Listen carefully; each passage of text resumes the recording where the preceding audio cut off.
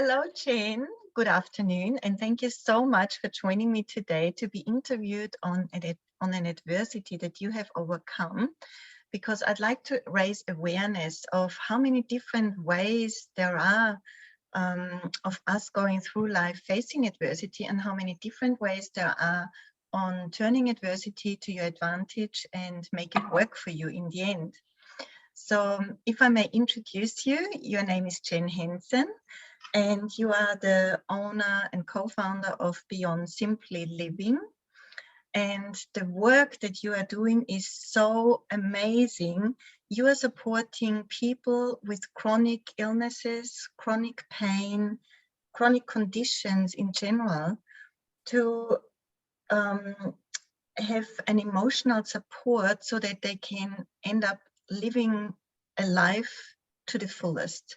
And that is beautiful. I loved it. Thank you so much. You. And so if I may ask you what adversity you'd like to talk about with us today. Well, it deals with my coaching and why I chose to work with people that have these conditions, because I have a chronic condition that's hereditary. I have peripheral neuropathy. And so it causes a lot of nerve pain, a lot of muscle weakening and things like that, and can be debilitating if it chooses to go that route. So that's my issue, the thing that I feel like I have kind of overcome, even though I still have it. I've overcome how it affects me emotionally. Wow, amazing. And I'm so sorry that you're experiencing that. But on the other hand, I admire you for using this opportunity, your pain that you are enduring, to help others to cope with as well. Great. Yeah. And that's really why I feel like I have my disease. I truly feel in my heart that I have my disease so that I can help other people. So it is your mission to help other people who experience the same or very similar than you. Yes. Yeah. So may I ask you, when did you find out about your condition? Was it something you were born with and you experienced straight away, or did you notice it at a later stage?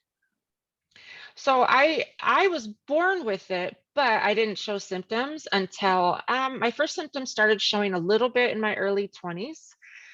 And it was issues with my feet and tendons and things like that. And I had a lot of surgeries. And then I didn't have any other issues until close to probably late 30s. And I started noticing just weird pains in my hands, like as if I'd hit my hands on things. And then I went to the doctor and I said, yeah, I was kind of diagnosed with this other thing, but it's no big deal. And he's like, actually, I think your symptoms are progressing. And so then it kind of just went down that path of going to neurologists, having certain tests done and things like that. And in the last 5 years, my symptoms have greatly increased. And I've lost a lot of strength in my arms, my forearms, my hands are extremely weak. I have to wear wrist braces most of the times because my wrists are so small. And I have pretty much continual nerve pain. Some days are worse than others. And it's a degenerative type of disease. And so depending on how your body chooses to respond or how you choose to respond, it can get a lot worse really quickly, or it might kind of hang out and stay where it's at. I mean, it's it's a huge unknown. And that's one of the stressful things with this condition is just the doctors they're like, we don't know what's going to happen to you. I see. So you're saying that pretty much until you were 20 years old, you had a normal life. You were not aware of anything. So I can't even imagine to get that diagnosis. What happened when you got that diagnosis? What was your life like in that moment, and your self-talk and the fears you were faced with all of a sudden? That must have been huge. Well, initially when I was diagnosed, it was kind of like, I don't really know what this thing is. Like I said, I had surgeries and things like that, and it seemed to kind of help the symptoms at that time. So it kind of was like, oh, this is no big deal. And it's not really affecting me too bad. I mean, the surgeries, of course, affect you because surgeries always do. But once I got a little bit older, that's when like I said, I started noticing more symptoms. And I do have, one of my brothers has the same condition, and he is quite a bit worse than I am. And so Mhm. I could kind of see what he was going through and witnessing some things Mm. as he was going through it. And so then when my symptoms started kind of ramping up, there was, you kind of go, okay, this is okay, this is okay. And then all of a sudden your pain had Mm. increased and you'd start to get more shaky and you're like, oh no, this, you like get a lot of Mm. fear. There's a lot of Yeah. fear, there's a lot of anxiety, and there's a lot of visualizing your future, and that Yes. vision that you grew up your whole entire life having Mm. is in jeopardy, right? It's you Yeah. don't know if you're going to be able to enjoy, like for me, I think when my kids someday have kids, my Mm. grandchildren, am I even going to be able to hold them? Will I even be able to Yes. pick them up? Like Yes. fears and things like that, that Yeah. definitely can slam you and overwhelm you. And Mm. it's a continual thing with a disease Yes. like this, because each time your symptoms ramp up, you Yeah. kind of have to go through the whole process again. Again. Yes. And so, may I just stop for a minute? I can imagine that facing these fears over and over again is very draining. And have you sort of changed your approach facing the fears?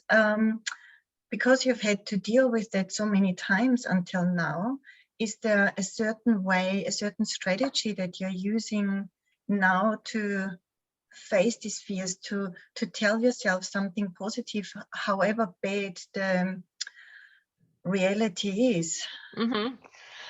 Well, initially, I didn't put two and two together, that when your emotions and everything ramp up, your nervous system lights up too, which in turn causes your symptoms and your issues to be worse, right? And so once I figured that out, once it was like, oh, hello, I realized that I was sabotaging myself by Mm. letting my emotions get the better of me. And in reality, what good are those emotions to me? At the Yes. moment, it's natural. I tell people that, you know what, it's okay to be afraid, it's okay to have anxiety, Yeah. it's okay to be mad even. That's Mm. natural. However, don't wallow in Absolutely. it, right? Yes, and I think, to clarify, it's very important for us to let emotions out, because we don't Mm-hmm. want to suppress them either. But like you Yes. say, it's acknowledging the emotion, moving through it, but not wallow in it, not stay in it. That's the Yeah. significant part. Yes. Yeah, exactly. And once I realized that, then I started thinking about certain words we use. Mm-hmm. A big word with the chronic condition is acceptance. And some people view acceptance as, I'm accepting this disease is taking over my body and the disease is winning, right? And so Mm-hmm. they just kind of go into a dark place with that. Whereas I have started to view acceptance as the reality that I'm in right now in this moment, that So I'm is it, accepting. yeah, Go ahead. sorry to interrupt you. Is it mainly living in this moment what It is. counts the most? Yes. It is. And sometimes you try to prepare yourself for, if you have a flare-up day and you had things that were planned, you kind of have to make, like, Mm. like a plan A and a plan B sometimes, and that's okay. And Mhm. it's okay. And it's learning that it's okay, that you're not Yeah. a failure, that Mhm. you haven't like ruined other people's lives around you too. That's a big part of Mhm. this too, is paying attention Yes. to those around you and talking with them, because they're going through some of the same issues too, Yeah. emotionally, maybe not physically, but emotionally. Mm. um, but it is, a lot of it is, every day is a new day, every day is Yeah. different. One Mhm. day you might feel horrible, the next day you might still feel horrible, or you might feel fine. Mhm. So it's how So you choose to respond. yeah. So really, it comes down to be very flexible as well.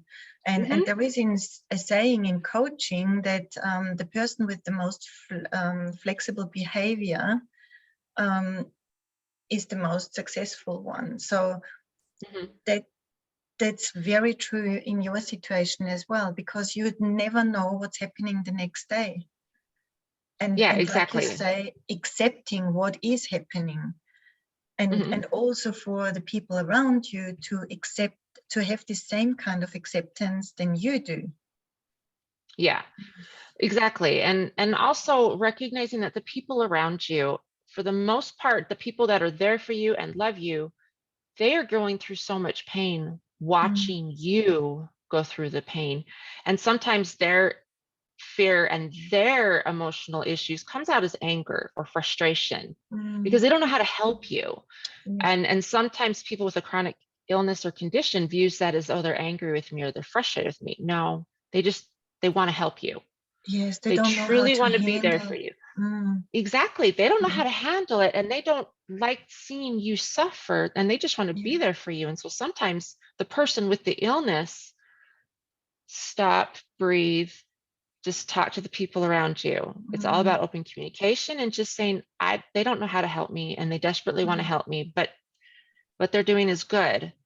And they can't cure me. You know, it's just recognizing that as well. That's a big part of it, because a lot of people feel like other people look down at them, or they're a burden to their family, or all these things. And it's like, have you asked your family if you're a burden? And I had one woman say, oh my gosh, I actually asked them, and they were like, oh my gosh, no, we love you, we just want to help you. And I'm like, so you let go of that emotion that you're holding on to thinking you're a burden by just talking. Just talking about it, because having a condition is a lot about talking. But it also helps if you can talk with people that kind of understand how you feel in terms of the emotions. Everybody's condition is different, and how everybody's, I mean, I have the same disease my brother has, but my body is responding differently than his. And everybody's body's that way. You know, somebody with type 1 diabetes over here is going to feel different things than somebody over here that has the same thing. And so it's recognizing that we all don't have the same conditions, but really we are all going through the same emotional roller coaster. You know, people that have conditions that don't even deal with pain, or don't even, you know, just that you have like some sort of underlying virus, you know, something like that, that doesn't really totally affect your life, but it's always emotionally there. It's affecting you the same way emotionally, which in turn causes everything around you to just, you know, flare up and have issues. So it's been really awesome with my coaching, because I feel like I'm bringing that community together. Yes, it seems like it. I love it. And so what was the trigger for you to go into coaching? Was it something you heard, or were you looking for a way to support other people with the same condition? What was it? You know, I've had a lot of people tell me when they'd ask me, how am I doing and stuff, and they're like, oh my gosh, your outlook it's amazing, and I'm amazed that you're not letting it affect you. And then I'd be in support groups, like chronic pain groups or things like that, and I just noticed that so many people were so desperate. There's a lot of desperation. People just feel that their lives are over, you know. And I just kept thinking, I wish there was a way that I could just reach through the phone and help these people. And I thought, you know, why not just start talking about it and just sharing what I've learned, because everything I've learned is through my own trial and error and what has worked for me.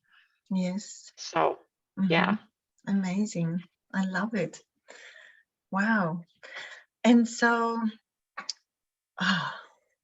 what would you say is, I could hear that having open conversations with people around you is very important. But when it comes to yourself, what is the advice you would give somebody who all of a sudden is facing a chronic disease, a chronic condition, where they know there is no cure for it? Because that is unbelievably difficult for somebody who never had to face anything like that. You know, I think I would first have them stop and breathe. Stop and breathe. Focus on your breath. Doing slow breathing technique actually calms your nervous system down. When you start to feel fear and anxiety, you're triggering the fight or flight, which is very hard to calm down from. So initially I would say, okay, let's stop, let's breathe. Okay. I love And then I'd ask them. Yeah, sorry to interrupt you, but You're fine. because stopping and breathing actually gets us from our head space into the heart space. And when you are faced with such a diagnosis, I can imagine that you're all in your head. It hits you here. And the constant thought process is never ending. So that makes total sense to say stop and breathe. Love it. That's gold, And really. then the next thing I would say too, the first thing is, okay, tell me what is going on in your head. What are you afraid of? The What, fears. and there's so many different levels, right? But it usually people will start with the my life is going to suck. My life is going to suck. My life is over. You know, they Yes, kind of go I can into that route. And I'm imagine. like, okay, well, your life is different now than it was 5 minutes ago because you know something new at this point. So it's already different. Life as you know it is different. Yes. Okay. So let's say that's a reality. That is a fact. So then you Yes. can start to pull the emotion away from it and say, it's a fact. It's not an emotion, it's a fact. Your reality is different now. Okay. Now what? Now what do we do? Okay, well, let's just slowly walk through what your mind is telling you, what you're afraid of, what beliefs you have that tell you that your life is over. And then you can This, kind of start working through that. yeah, this is so valuable, Jen, because I just had the thought of it doesn't have to be a chronic disease. It can be somebody who all of a sudden has the diagnosis of having cancer. They Exactly. can have the It's, same yeah. thought process. Oh, Yes. yeah. And it's the Oh, same way you yeah. can take them through. It is Very because valuable. it's just life changing. I mean, it's the same type of life changing event when a woman goes into the doctor and he says you're pregnant. Yes. It's the Oh, same so life true. changing type, right? But one Yes. is viewed as, depending on who you are, but one is viewed as joy, Positive. whereas the other is my life is over. Yeah.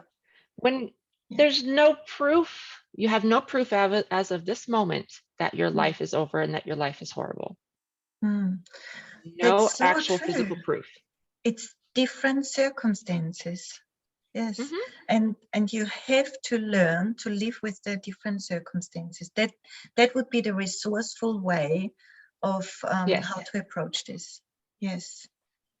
Wow. Yes. And the other thing that I feel is so important with something like this is a lot of people view it as, I didn't get to make this choice. So now my choices have been taken from me. Yes. Whereas every day you make a choice. You choose, okay, am I going to listen to my body and love my body and stay in bed and be okay with that? Or am I going to fight it and then be more sick? Yes. Or, you know, it's just there's so many choices. And once people that have this type of thing or any type of illness, whatever, once they realize their choices, you still have choices. You That make is, choices all the time. It's empowering. yeah, It's like they that need is to get that so true. empowerment back. Yeah. And even the way how you view your condition is a choice. You It can is. It totally is. either choose to live a miserable life from there on and Mhm. make your physical state even worse, or you can choose to see it in a positive light and make the best of the Yeah, circumstances that present themselves. Yes. exactly. I love Yeah. that. And I can see, Jen, I can see how much value you give to your clients. Really, I can see I it. try. I really So do. I mean, genuine. Yes. I have a few women that I'm working with currently that every single time I talk with them, they tell me that it's just so amazing and wonderful to be able to talk with somebody that understands the fears Yes, I can and imagine. understands what those fears mean to them. You And know, I think talking to somebody who is in a similar situation also gives them the certainty that they are being understood 100%. Whereas if they might yeah. talk to their loved ones who are not in the same situation, they might, I mean, it's a mindset thing as well, but they might continually tell themselves, but they don't know. What do they know? They don't understand Yeah, me. exactly. Yeah, But again, yeah. it's mindset, isn't it? It is. It Yes. definitely is. And I also tell people that just because you've conquered your belief system today doesn't mean that you won't be challenged tomorrow. Oh, Absolutely. because Yeah. each time you have a flare up, or each time you're faced with a situation that it seems like my disease is not letting me do this, you're going to go through the pattern again. But the more you train yourself on how to recognize it, approach it, work through it, the faster you'll get through it. Yes. So it's not a like a one time and you're done. It's a, okay, we're training you on how to respond, because like a disease like mine, it could choose to just quickly get worse, or it could choose to stay. But Yeah. if it chooses to get worse, then okay, I have the tools now Mm-hmm. to approach those different Yes. situations. Yes. And Jenn, I'm curious, are you thinking of writing a book? Because I You know, think I your never have. message, I think you should. Your message is so valuable. There are so many people out there who are facing this kind of adversity and don't know where Yeah. to go. Yeah. I'd I really like to honestly hadn't thought challenge about it, you. but yeah, no, that's awesome. Because I hadn't thought about it. I'm like, oh, I could do that. Okay, cool. Like, Yeah, I think that would be really cool. oh, that's an awesome idea. Thank you. Wow. Yeah. Um, is there anything else you would like our viewers to know about the journey you are on? Because it definitely is a journey, and I Oh admire yeah. your determination, your courage, your openness to talk about it, because it means you're very vulnerable, and I really thank Hmm. you for being so vulnerable and putting it all out openly for us. Thank you so much. That is Oh yeah, you're welcome. really grateful. I'm so pleased to have the opportunity even to Mm, just kind of share what I love doing. And it truly is, it is a love thing for me, mm, because I feel so good when I've been able to change somebody's thought process. yeah. This last week, I was working with a woman who has an illness that is not diagnosed yet. She's been going through Mm. like 20 years of Oh, different doctors, and she's going to see another doctor. And she called me, and she said, I don't know why it is, but I'm terrified of the waiting room.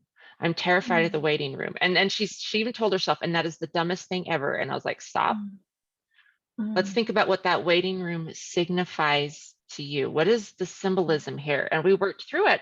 And she cried, and she's like, oh my gosh, I never mm, thought about it that way. And she's like, I'm okay.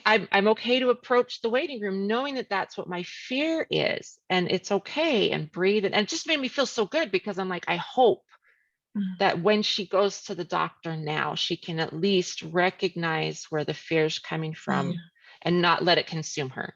No, and acknowledge it. Just let it be. Exactly. Yes. Let it be. Yes. And that's the big Mm, thing. It's like you said, we all have emotions, and emotions are natural. mm. It's, where do you take that emotion? Do you Yes. cry it out and say, okay, this is okay? Or do you hold it in Yeah. and make things so much worse for yourself? Yeah. Yes. And Jane, one last question. May I really feel that because you are helping others, you're so passionate about it. It shows, it comes across the screen. It's beautiful. And I even get the feeling that the fact that you are able to help others helps you as well. It does. It Yeah. definitely does, because like this week has been a hard week for me physically and Mm. emotionally. Um, and it's really easy. I don't want to say easy, but that's the word. It's easy to slip into old tricks, right? Old Yes. patterns, Yeah. and letting things get a hold of you. And just being able to stop and go, okay, what would I tell my client? Mm-hmm. Or what would I suggest? Or how would I approach this with my clients? And just being able to stop and going, Yeah. okay. Let's just breathe and analyze what we're doing here, and analyze it in a non-emotional way. Yes. That is a kicker. Pulling Yeah. the emotions out and just saying, okay, what is Mhm. my reality right now in this moment? And feeling That's that, yeah. accepting it and appreciating, and still loving myself and saying it's okay. Yeah. there's nothing wrong with me for feeling this. That's It's such great natural. advice. Yes. Yeah. And now knowing that this last week was really hard for you, I want to acknowledge you even more for being here today. That shows your determination, your passion, and everything you live. And I can see the light shine out from you. It's beautiful. Oh, And good. I'm so glad. I'd really like to thank you for this conversation. This was so valuable, and I hope that many people out there who see this will now turn to you. They've got your name, your business name. I put it all up, Okay. and reach out for help, because it's so important I to hope have so. this conversation with somebody who understands. Yes. Oh, definitely. And even and if it's even not you that is suffering, that a loved one, Yes. you know, Dealing or with that. Yeah. yeah, and I honestly am, I, even though I focus on the person with the condition, Mm-hmm. I would love to be able to talk with their family as well, because their family is going through some major emotional stuff. Like I said, just watching. Yeah. It's So kind of here like is when you, here oh, is go ahead. a thought.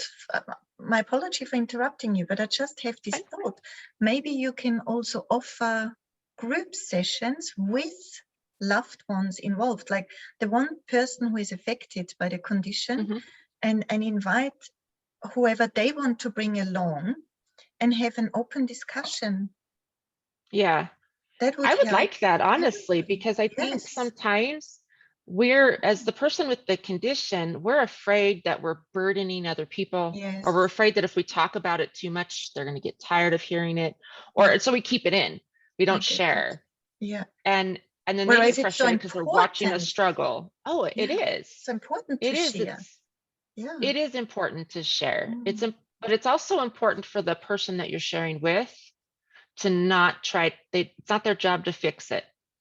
No, Because that's I'm true. sharing, Yeah. I'm not asking you to fix my condition or make it go Mm. away.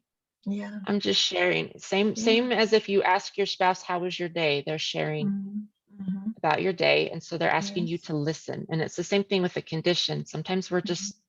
we're asking for the non-judgmental open ear and just Yeah. listen. And then when we're done talking, just give us a big hug and tell us you love us Mm. anyway. Yes. Oh, beautiful. And on that note, I'd like to end our conversation. Okay. Thank you again. I really loved every second of it. It was so beautiful. And I'm so glad I got to know you a little bit more, or got to know you, because we haven't really had many conversations at all. Yeah. Thank you so much. And I wish you all the best in helping lots of people accepting their condition and learn how to live a fulfilled life with it. Yes. Thank you. Thank you Thank so you much so for this much. opportunity. You're very welcome, Jenn. Thank you.